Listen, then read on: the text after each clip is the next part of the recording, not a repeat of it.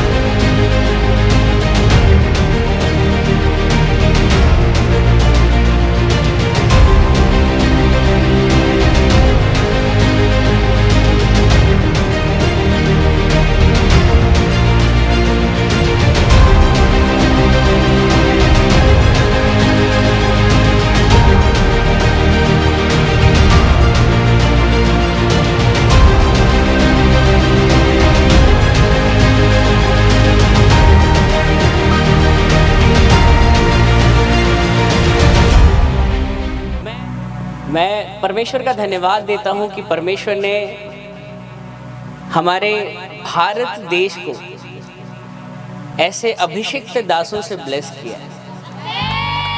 ये हमारे देश के लिए एक वर्ल्ड कप की ट्रॉफी से भी कई गुना बढ़कर है, लेकिन इससे बड़ा वर्ल्ड चैंपियन और वर्ल्ड कप विनर कोई नहीं है जो प्रभु के लिए आत्माएं जीतता हो। उससे बड़ी कोई जीत नहीं है। इतने महान प्रभु के दास के सामने मैं खड़ा हो रहा हूँ। पवित्र आत्मा मुझे हियाव नहीं कि मैं बोल पाऊँ। मैं अब अपने बारे में कुछ बातें चंद शब्दों में कहना चाहूँगा। मेरा नाम है शिव शंकर तिवारी। आप मेरे नाम से ही मेरी शख्सियत को, मेरे बैकग्राउंड को जानते हैं। मेरा नाम है शिव शंकर तिवारी और मेरे पिताजी का नाम है श्री गौरी शंकर तिवारी। मेरा शिव शंकर तिवारी, मेरे पिताजी का गौरी शंकर तिवारी और मेरे जो भाई हैं छत्तीसगढ़ में उनका नाम है श्री रमा शंकर तिवारी, है ना। क्या बोलते हैं, buy one get three. Shiv Shankar, then Gauri Shankar, then Rama Shankar. और मेरे जो दादा है अभी तो इस दुनिया में नहीं है, उनका नाम था पंडित रोहिणी प्रसाद तिवारी।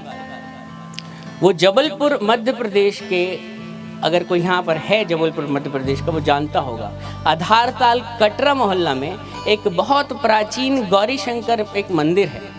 वो उस मंदिर के पुजारी हुआ करते थे। और आपको पता है कि मंदिरों के पीछे ही पुजारियों के रहने के लिए स्थान होते थे। तो वहीं पर मेरे दादा ने जिंदगी भर पूजा पाठ, यज्ञ, हवन ये सब किया। वो सेवा करी वहाँ मंदिर जो भी, उसके पीछे ही उन्हें वहाँ रहने के लिए स्थान मिला, पुजारी का एक घर मिला और वहीं पर उन्होंने अपने परिवार को बढ़ाया। उनकी शादी हुई, मेरी दादी और देन मेरे पापा ये सब मंदिर में हम लोग जन्मे, मंदिर में ही पैदा हुए।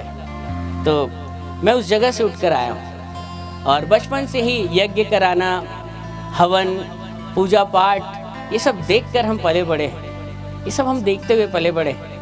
और मैं अपने दादा से हमेशा एक बात पूछता था कि दादा, हिंदुओं में 33 करोड़ देवी देवता होते हैं, लेकिन मेरा एक इष्ट देवता कौन है। ये उस खुदा की ऐसी महिमा थी कि उसने सवाल बचपन से मेरे अंदर डाला था।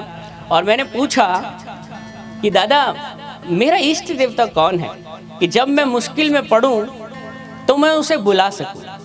क्योंकि हमें तो 25-30 से ज़्यादा के नाम याद नहीं होते थे, है ना। अगर आप किसी भी हिंदू भाई बहन से पूछेंगे, मैं सारे धर्मों की इज्जत करता हूँ और पॉलिटिकली करना भी चाहिए आज की दुनिया में। तो मैंने, आप किसी से भी पूछना, वो 25-30 से ज़्यादा के नाम आपको नहीं बता पाएंगे। देखिए, सुप्रीम कोर्ट में जिस एडवोकेट को चैम्बर मिल जाता है उसकी तो बड़ी पूछ परख होती है, उसे लोग जानते हैं। लेकिन ऐसे कई सुप्रीम कोर्ट में बाहर वकील बैठे होंगे जिन्हें कोई नहीं जानता। जेठमलानी को, है ना, बहुत सारे चालुक्य, आप सब जानते हैं। तो अब 25-30 जिनके ऊपर पिक्चरें बनी हैं, उन देवी देवताओं के नाम तो हमको याद होते थे, है ना। आपको पता है कि इनके ऊपर पिक्चर बनी, लेकिन 33 करोड़ पता भी नहीं कितने हैं।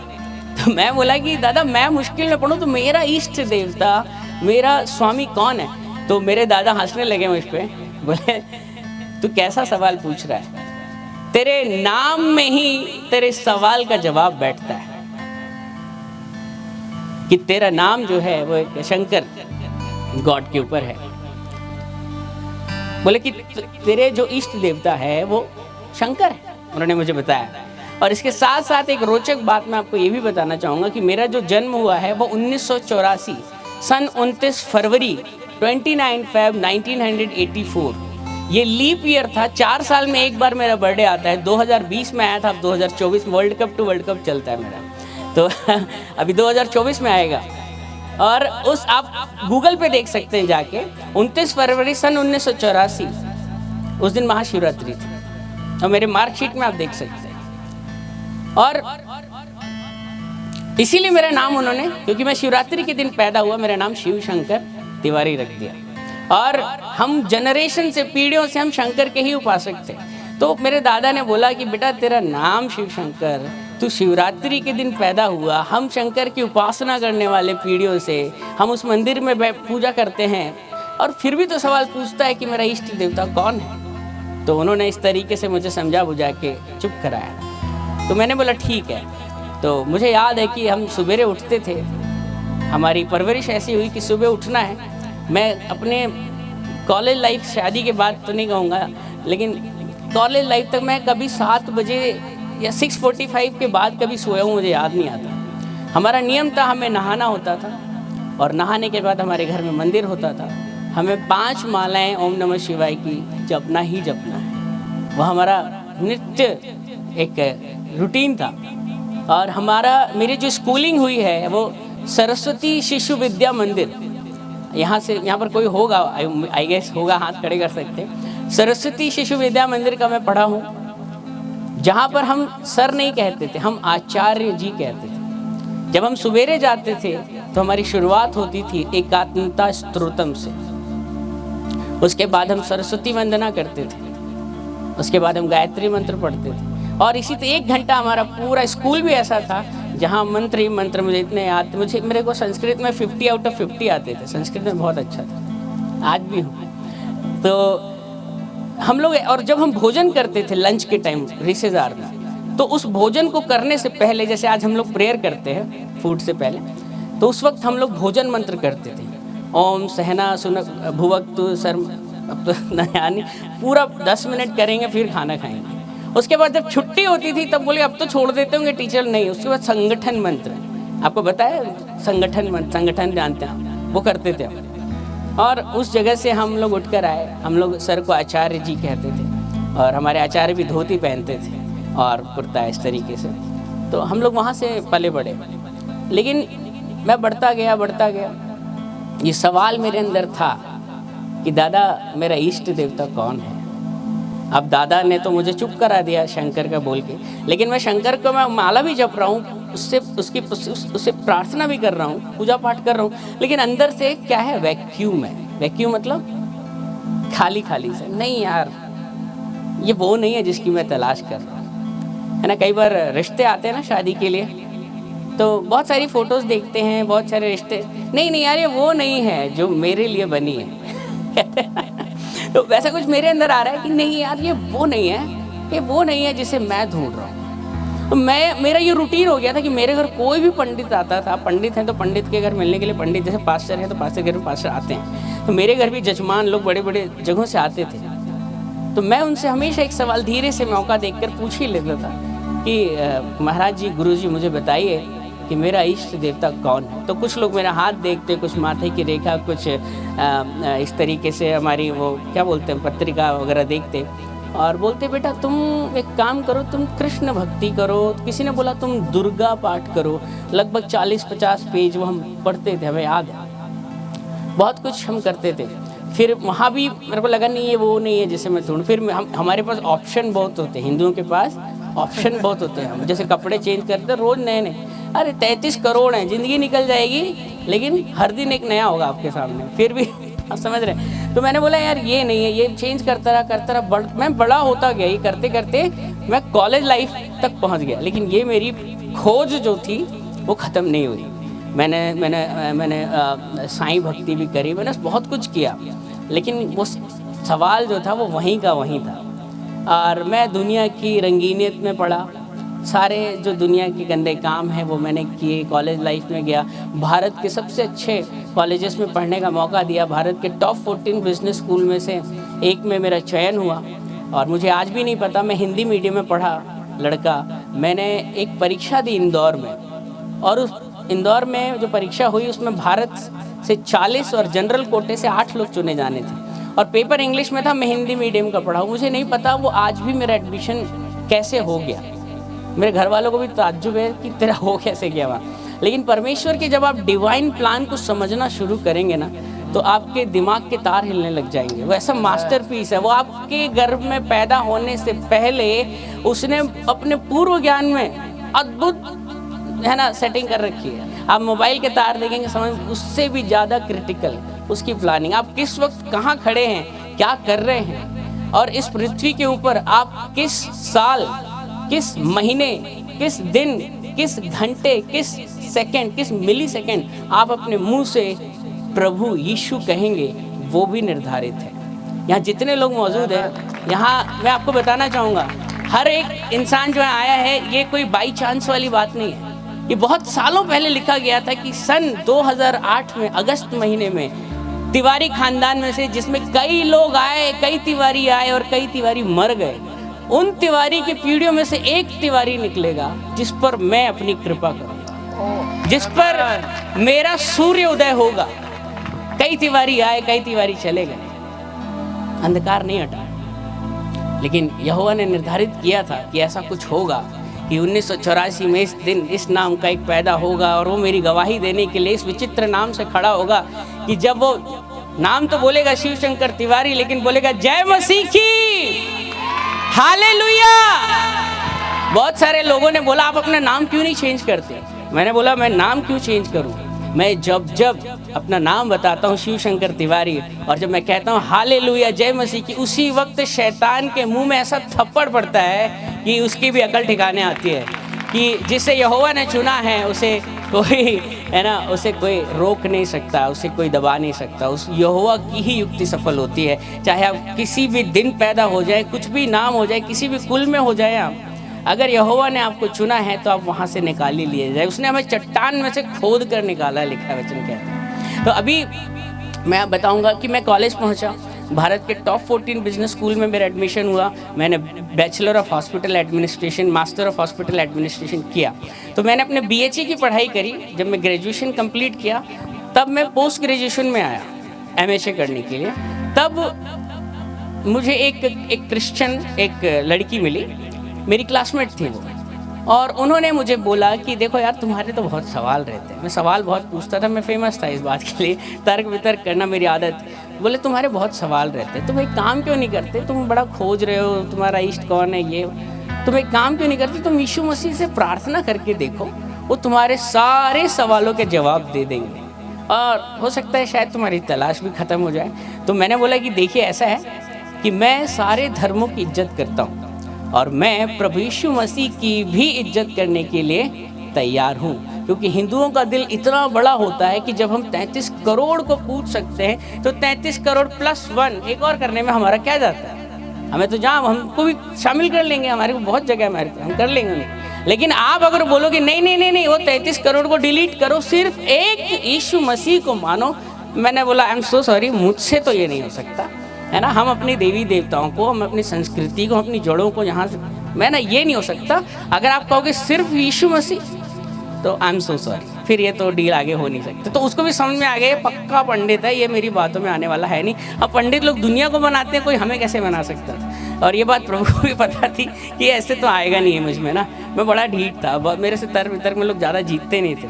तो समझ में आ गया उनको कि उसने ना मेरे पे ट्राई मारना छोड़ दिया। जैसे होता है ना, हम भी कई बार कोई विश्वासी दिखता है, बार बार हम कोशिश करते हैं इसको खींच के लाएं, वचन सुनाएं, लेकिन एक समय ऐसा आता है, मैं पता है यार ढीठ है, आने वाला है नहीं प्रभु, हम मेहनत करना छोड़ देते हैं। ऐसे लोग मिलते हैं हमें आसपास, है ना। तो वो उसको भी समझ में आया कि यार ये ऐसे आएगा नहीं। उसके बाद मेरी पढ़ाई ख़त्म हुई 2006 में, और भारत के सबसे बड़े हॉस्पिटलों में एक इंद्रप्रस्थ अपोलो हॉस्पिटल दिल्ली में मेरी जॉब लगी। अब मैंने बोला ना वो मास्टर प्लानर है। हुआ क्या, वो जो लड़की जिसने मुझे प्रभु यीशु मसीह के बारे में मेरे कॉलेज इंदौर में मुझे बताया था, और कॉलेज का नाम था IMS DAV। वहाँ से मेरी जॉब लगी दिल्ली में और उस लड़की की भी जॉब उसी हॉस्पिटल में इंद्रप्रस्थ अपोलो में लग गई। अब हालात कुछ ऐसे हुए, हमने जॉब करना शुरू किया, बढ़ते गए, तमाम तरीके की गलत चीज़ें भी करने लगे। इंसान जब बढ़ता है तो चीज़ें आती हैं उसके सामने, एक जिज्ञासा, इच्छाएँ आती हैं। तो जब 2008 में मैं पहुंचा तो मेरी हालत ऐसी हुई कि मेरे शरीर का जो वज़न है वो अपने आप बुरी तरीके से घटने लग गया। 10-12 किलो एकदम वज़न घट रहा है और मेरे शरीर में चकत्ते हो रहे हैं, जैसे स्किन रिंगवर्म इन्फेक्शन बोलते हैं उसको। सर के मतलब आप कह सकते हैं बाल से लेके पाँव के नाखून तक मुझे हर जगह खुजलियाँ और जितना खुजलाता था वो फैलते जाता था। और बोलते थे इसमें कपड़े वपड़े शेयर नहीं करने पड़ते, अपना चादर किसी के साथ शेयर नहीं करना, नहीं तो साबुन शेयर नहीं, उनको भी हो जाएगा। उसके साथ साथ मेरे पेट में प्रॉब्लम शुरू हुई और मैं बड़बड़ाने लग गया। मुझे पता नहीं क्या हुआ, मेरी हालत बहुत ही दयनीय हो गई, बहुत ज़्यादा दयनीय हो गया। मेरे पास समय इतना था कि डॉक्टरों ने कहा कि आप 1-1.5 महीने से ज़्यादा ज़िंदा नहीं बचेंगे, आप 1-1.5 महीने से ज़्यादा ज़िंदा नहीं बचेंगे। तो मैं आपको आज एक बात बताना चाहता हूँ, जितने भी लोगों को हो सकता है यहाँ कोई ऐसा जन है, जैसे अभी बताया कि 2 बार मरते मरते उस बहन की माँ बची। अगर डॉक्टर आपको कह देना, आपकी टेस्ट रिपोर्ट आ जाए पैथोलॉजी की या रेडियोलॉजी की और उसके मुताबिक डॉक्टर कह दे आप 1-1.5 महीने से ज़्यादा जिंदा नहीं बचेंगे, उस व्यक्ति के हृदय में क्या चल रहा है, क्या धक्का लगता है उसको, उसकी क्या मनोदशा होती है, उसकी क्या मनोव्यथा होती है, मैं बहुत अच्छे से समझता हूँ। आप 1.5 महीने बाद जो मौत आने वाली है ना, उससे पहले 1.5 महीने बाद जो मौत आएगी, उस घड़ी आएगी, उससे पहले आप हर घड़ी, हर दिन, हर मिनट 1000 बार डर डर के मरते हैं कि मरते वक्त कैसा लगता होगा जब प्राण निकलते। मैंने देखा था मेरी दादी की जब डेथ हुई मेरे सामने हुई, 3 बार हिचकी, कहते ना मतलब हिचकी आती फिर प्राण निकलते, ऐसा अजीब अजीब मैंने देखा। 3 बार हिचकी ली और मर गई वो। तो वो सब बातें याद आ रही मुझे कि यार मरते वक्त कैसा लगता होगा, आदमी जब मर जाता है तो प्राण कैसे निकलते होंगे, मैं स्वर्ग जाऊंगा या नर्क जाऊंगा। हमने तो बहुत सारी, हमने तो वैतरणी नदी, नरक, हमें गाय की पूंछ पकड़ के पार करना, बहुत चीज़ें सुन रखी थी। वहाँ कढ़ाई है गरम गरम, ये बहुत सारी बातें आई और लगा कि यार ये सब लोग रहेंगे, सब लोग, कोई बाजार जा रहा होगा, कोई स्कूल जा रहा होगा, कि कहीं शादी, कोई सब कुछ हो रहा होगा, लेकिन इनके बीच में थोड़े समय के बाद मैं नहीं रहूँगा, मैं इतिहास बन जाऊँगा। और मैं रात को 10 बजे रोना शुरू करता था, चादर के अंदर मुंह छुपा लेता था और रोते रोते सुबह हो जाती थी। अब डर किसको बताएं, अपने हाले दिल किसको बताएं, क्योंकि जिसके ऊपर मौत आती है ना, वही व्यक्ति समझता है कि मौत क्या होती है, मौत का डर क्या होता है। आपके माँ बाप आपको माथे से छूएंगे, आपके कोई अगर किसी लड़के को ऐसा हो जाए, उसके माँ बाप को धक्का लगेगा तो उसके पास जाएंगे, उसे अच्छे से अच्छा खिलाने की कोशिश करेंगे, कुछ दिन बचे हैं, बेटा क्या खाएगा, बेटा क्या पहनेगा, उसके माथे को छूएंगे। उसकी माँ हो सकता है उसके पास सोए रोज, लेकिन उसका जो डर जो है ना, मौत का डर, वो आपके माँ बाप भी नहीं समझ सकते। वो जिसके अंदर चलता है ना, जिसके ऊपर मौत आती है, इसको वो वही जानता है कि मौत का डर क्या होता है। आपके दोस्त आएंगे, आपको गले से लगाएंगे, है ना, आपको फूल देंगे, ये करेंगे वो करेंगे। आपको ताज, मैं भी ताज होटल के सामने रुका था, तो मैं आपको बताऊँ, ताज, इवन मौर्या शेरेटन, कहीं का भी खाना आपको ला के दे दिया जाए, जिसकी मौत डिक्लेयर हो चुकी है, डॉक्टर साहब ने कह दिया, वो खाना आपको बेस्वाद लगेगा। आपको अमेरिका जाने का मन करता है, लंदन जाने का, एरोप्लेन, ये देखना एफिल टावर, आपको मैं दुनिया की महंगी से महंगी जगह, एफिल टावर, वॉशिंगटन हाउस, कहीं भी ले जाके खड़ा कर दूँ ना, उस जगह को देखने का भी मन नहीं करेगा। क्यों? क्योंकि आपके पास सिर्फ 1-1.5 महीने बचे हैं, कुछ अच्छा नहीं लगेगा आपको। मैं उस स्थिति से गुजरा हूँ, मैं उस स्थिति से गुजरा हूँ। अब क्या होगा इस स्थिति में पता नहीं। मुझे याद है, एक रात को जब मैंने रोना शुरू किया, वो दिन आज भी मेरे को समझ में नहीं आता। मैं कैलकुलेट करता हूँ, प्रभु मैं ठीक हो गया हूँ, समझ में नहीं आता। मैं रात को एक दिन 10 बजे रोना शुरू किया मैंने, थोड़ा बहुत खाना खा के, और चादर के अंदर मुँह डाल के ऐसे रो रहा हूँ डर के मारे। और ऐसा मेरे को दिखा, उजाला आ गया, तो देखा मैंने घड़ी में 5:30 बज रहे थे, और आज भी मुझे समझ में नहीं आया, मुझे ऐसा लगा कि आधे घंटा हुआ है। मतलब ज़िंदगी भी इतनी फास्ट भागने लगती है आपकी, या 1.5 महीने 1.5 मिनट से लगते हैं आपको। तो ये हालत थी जैसे एक कुत्ता नहीं, जैसे बीमार हो गया है या कि एक्सीडेंट होकर पड़ा है, कोई देख नहीं, हालत ऐसी हो जाती मरते हुए इंसान। ठीक है, तो वो स्थिति मैंने गुजारी। तब प्रभु की जो आयत है वचन में, जो बाइबल लिखी है कि ये मृत्यु जो है, आई एम सो सॉरी, नहीं ऐसा लिखा, ये जो बीमारी जो है ये तेरी मृत्यु के लिए नहीं है, लेकिन ये बीमारी परमेश्वर की महिमा के लिए। और परमेश्वर जानते थे मैं इतना ढीठ था कि मुझसे कोई बातों में कोई मुझे समझाए, मैं समझने वाली पार्टियों में से नहीं था।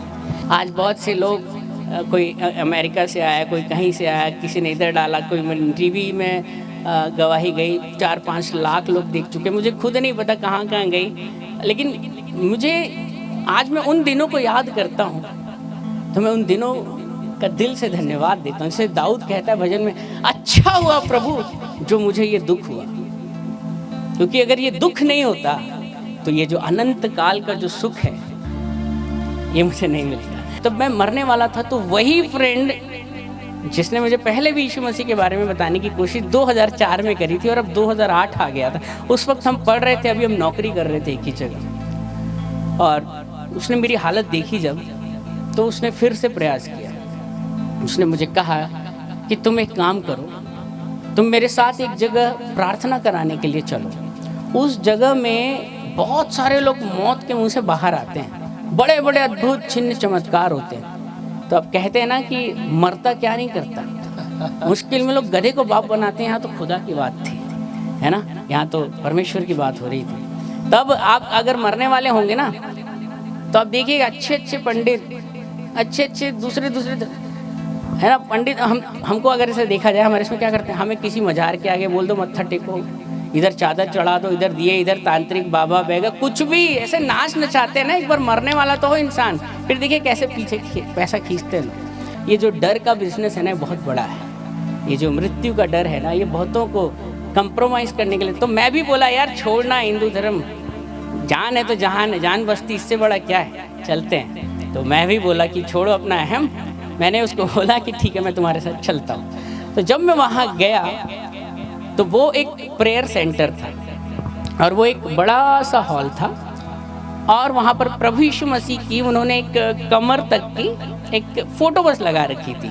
और इधर साइड में रिसेप्शन था। उस रिसेप्शन पर एक रिसेप्शनिस्ट बैठी हुई है, और कुछ पेपर वर्क और फाइल दिख रहा है, और इधर कारपेट बिछा हुआ है जहाँ लोग बैठे हुए कुछ। तो मैं ऑफिस में काम कर रहा था, कॉर्पोरेट हॉस्पिटल में जॉब कर रहा था, पोलो नवाना हॉस्पिटल। तो मुझे लगा यार ये तो प्रार्थना भवन क्या, मंदिर क्या, ये तो मुझे कोई कॉर्पोरेट ऑफिस की तरह लगे। मतलब यहाँ क्या होने वाला है। हमें आदत है कि भाई मूर्तियाँ दिखनी चाहिए, घंटियों की आवाज़ आनी चाहिए, वो दिए के जलने की, वो घी के जलने की सुगंध आनी चाहिए, फूल माला, वो चंदन टीका, पूरा लाव लश्कर हो, तब एकदम हमें लगता है हाँ यहाँ कुछ दैवी डिवाइन हो सकता है।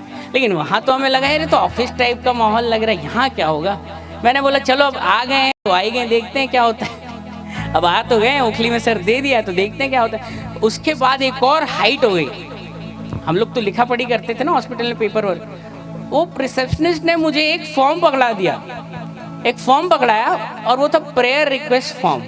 तब तो मुझे लगा यार ये तो और ऑफिस टाइप का, बिल्कुल कर्मचारी विभाग टाइप का माहौल हो रहा है कि यहाँ क्या होगा, दैविक सोच भी नहीं सकता था मैं। तो मैं बोला ठीक है, मैंने भी पेन लिया उनसे, मैंने लिखा अपना नाम, मोबाइल नंबर, एड्रेस, क्या परेशानी है, नंबर 1, नंबर 2, नंबर 3 सब लिख दिया।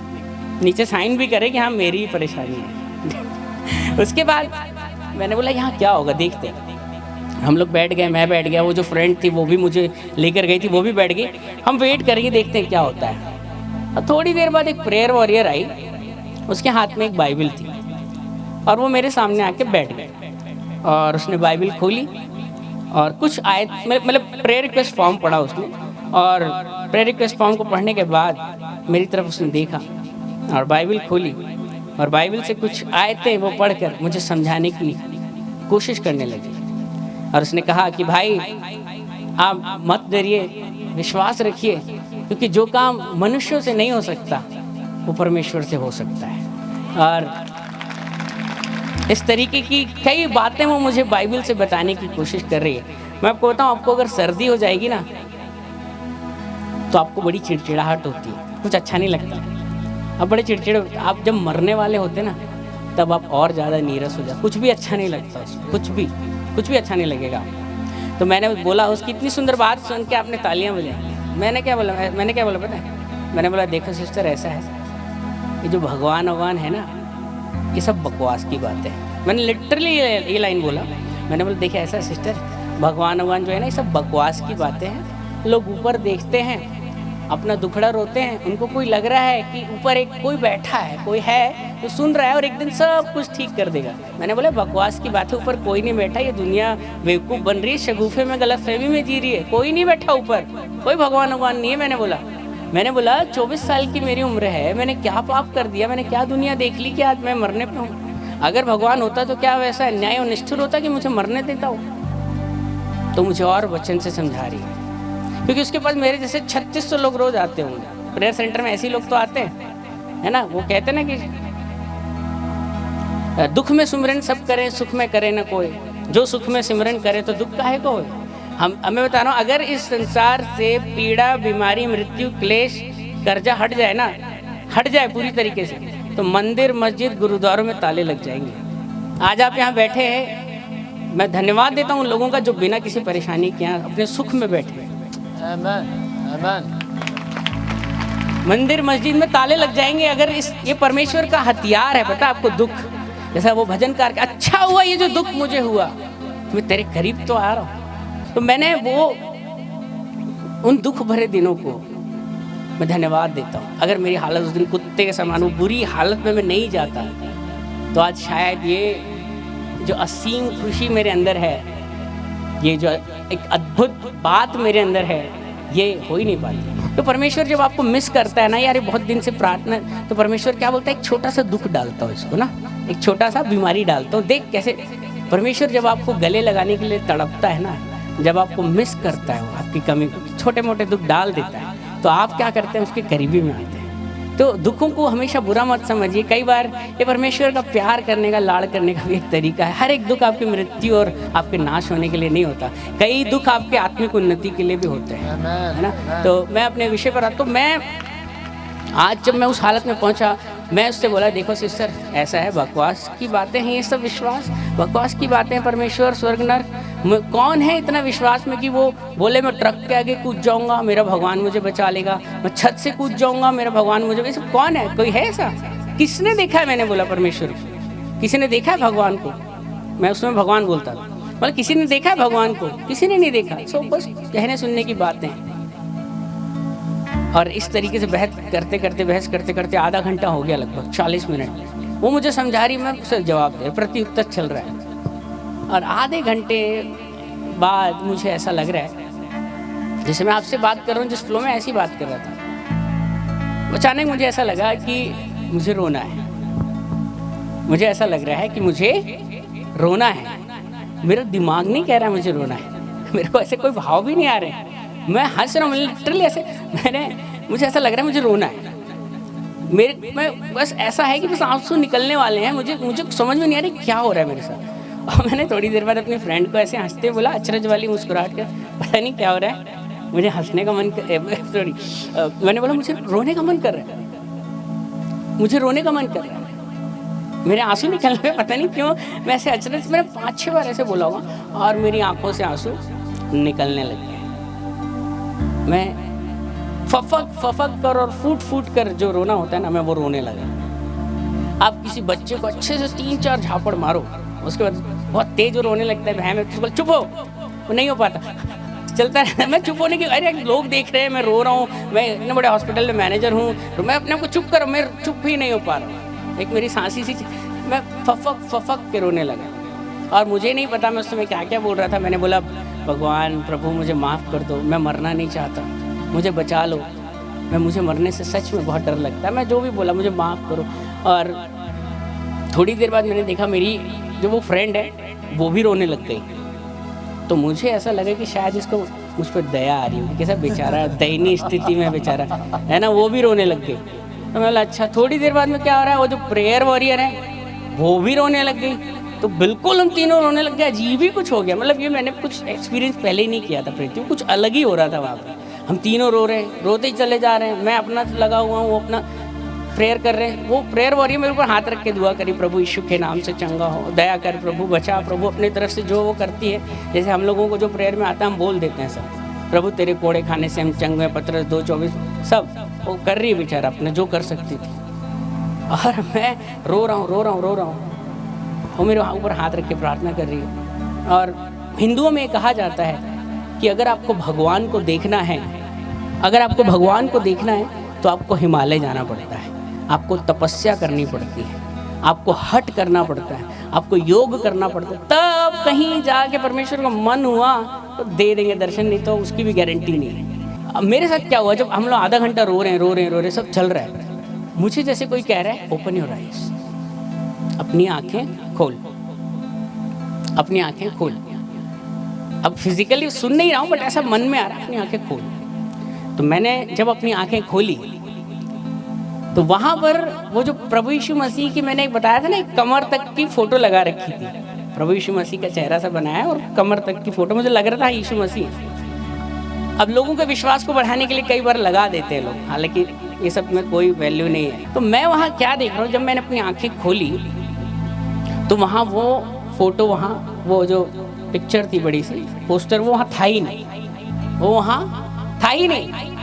वो तो कमर तक की थी। वहाँ मैं जिसको देख रहा हूँ, वहाँ कोई मेरे सामने बैठा है जो सर के बाल से लेकर पाँव के नाखून तक, अंगूठे तक, मैं वहाँ किसी को अपने सामने बैठे देख रहा हूँ। और विश्वास मानिए, इतनी सुंदर आंखें मैंने आज तक 2008 के बाद, उससे पहले और आज तक, इस और आगे भी मुझे विश्वास है, इतनी सुंदर आंखें मैंने ना ही किसी औरत की देखी, ना ही किसी आदमी की, ना ही किसी बच्चे की, ना ही किसी, वो आंखें इस दुनिया की थी ही नहीं। मुझे पता था कि यहाँ जो बैठा है ये इस दुनिया का नहीं है। वो कहते हैं मैं नीचे का नहीं, मैं ऊपर का। तो वहाँ जो कुछ बैठा था वो इस दुनिया का हो ही नहीं सकता। वो इमेज, वो कोई इंसान आके बैठ गया, नहीं, मुझे समझ में आ रहा था यहाँ कुछ जो हो रहा है ये कुछ अद्भुत हो रहा है। मेरे को लगा अरे तेरे को मति भ्रम हो रहा है, मुझे लगा मुझे हेलुसिनेशन हो रहा है। मैं अपनी नज़रें इधर उधर घुमा रहा हूँ, पता नहीं मैं बोलूँ किसको बोलूँ, पागल मैं इधर उधर देख रहा हूँ, थोड़ी फिर देखूँ उधर, वो मुझे फिर बैठा हुआ दिखाई दे, और वो मेरी तरफ कैसे रहते, मैं आपको अगर एक्सप्लेन करने की कोशिश करूँ तो वो मेरी तरफ ना ही गुस्सा हो रहे हैं, ना ही बहुत जॉय, कुछ एक्सप्रेशन कुछ इस तरीके से थे। जैसे कि एक वाकया है, मुझे याद आता है कि मेरे पास एक बहन एक बार प्रार्थना कराने के लिए आई, और वो अपनी बहन को साथ में लेके आई, और उसने बोला कि भैया इसके लिए प्रार्थना करो। मैंने बोला क्या हुआ? तो उसने बोला भैया एक दिन इसका लड़का घर के बाहर खेलते खेलते, जो कि 7 साल का था, अचानक गायब हो गया, और आज 1.5 साल हो चुके हैं ये उसको ढूंढते ढूंढते ये हलाकान परेशान हो चुकी है, ये इतना रो चुकी है कि अब इसकी जो आंसुओं को पैदा करने वाली जो ग्रंथियाँ, टीयर ग्लैंड, वो भी सूख चुकी हैं, अब उनसे भी पानी नहीं निकलता। और जब मैंने उसकी आंखों में देखा तो उसकी आंखों अंदर पूरी धसी हुई गड्ढा जैसे पूरा, वो आंखें आज भी मैं बोल रहा हूँ, मुझे याद है मेरे सामने वहाँ। तो मैंने देखा, मैंने उसके लिए प्रार्थना करी प्रभु यीशु के नाम से। मैं विश्वास करता हूँ कि यीशु के नाम से जो हम प्रार्थना करते हैं वो अपने समय में ज़रूर पूरी होती है। Amen. और मैं विश्वास करता हूँ आज उसे बेटा मिल गया होगा। और मैं कल्पना जब कर रहा था, मैं सोच रहा था जब मैं गवाही दूँ तो कैसे एक्सप्लेन करूँ यीशु मसीह के देखने को। तो मैं ये सोचता हूँ कि अगर उस स्त्री को एक दिन झाड़ू लगाते लगाते, कुछ काम करते करते, अब जिंदगी है चला ही रही होगी, अगर उसको सामने से उसका अगर बेटा आता हुआ दरवाजे पर दिख जाए, तो उस माँ की वो जो आंखें जो रोना भूल गई थी, आंसू बहाना भूल गई थी, जो सूख गई थी, उसकी आंखों में जो चमक होगी ना, उसकी आंखों में जो खुशी होगी ना, मैं समझता हूँ यीशु मसीह कुछ ऐसे ही मुझे देख रहा था उस दिन।